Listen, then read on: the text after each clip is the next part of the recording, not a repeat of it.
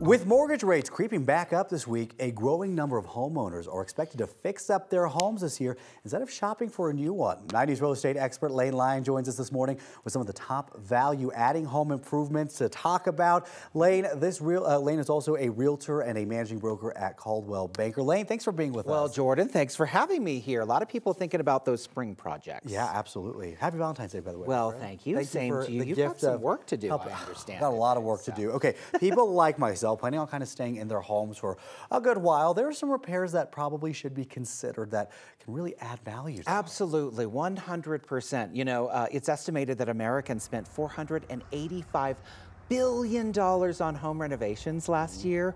So that just goes to show you that it really does make a difference. And there are some things that you can do to spruce up your home that will actually add value. And I brought some graphics here to show you. First of all, the new HVAC system. I know this is the less sexy side of real estate. Can I say that on the morning show? Like, what are you going to think about? You know, really important. So if you have heating and cooling that are getting up there, you might think about replacing them, even adding an electric heat pump. You're going to get 103% return on investment. That's the ROI there. So you'll make all your money back and then some. Let's go to the next one here.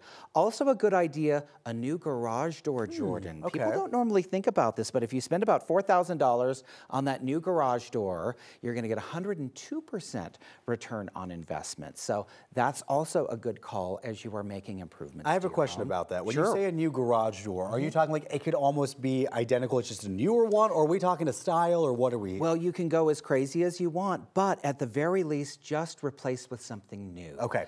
Buyers are going to be looking for things that they don't have to do, and that one will definitely add some value because they just get old and sometimes we back into them over years. Not saying that I know that from experience.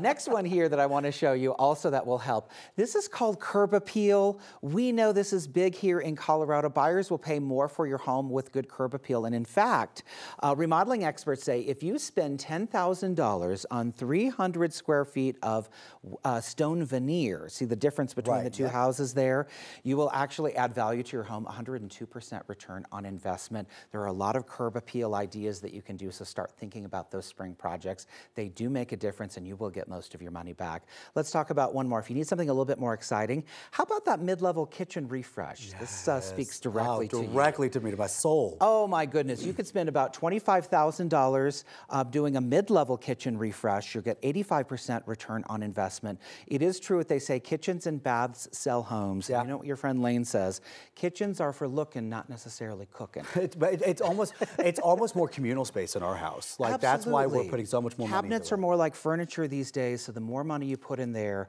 the more money that you're going to add value to your home. Absolutely. Okay, I have a big topic to ask you about that we hear a lot about, solar panels. What about adding those to your homes? Well, solar panels are tricky. Good for the environment and utility bills, yes. Complex for real estate transactions, also yes, I'm afraid to say. The reason is that $30,000 that you'll spend on buying your panels, an appraiser when you go to sell may not give you dollar for dollar, if anything, for those panels. So keep that in mind. Also, if you are having a lease, leases are tough for buyers when you go to sell your home, that they have to take on something that you purchased.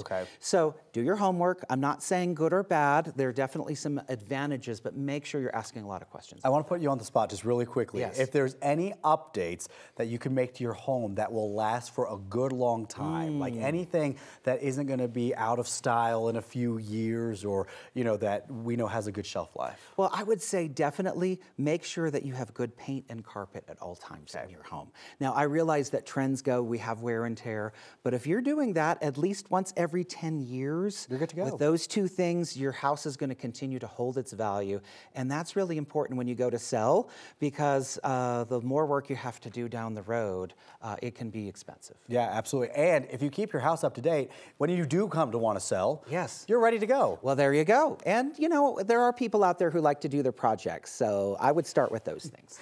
I want to meet these people because I have some projects for you. Lane, thank you so much. We appreciate your time. Thanks for having me on.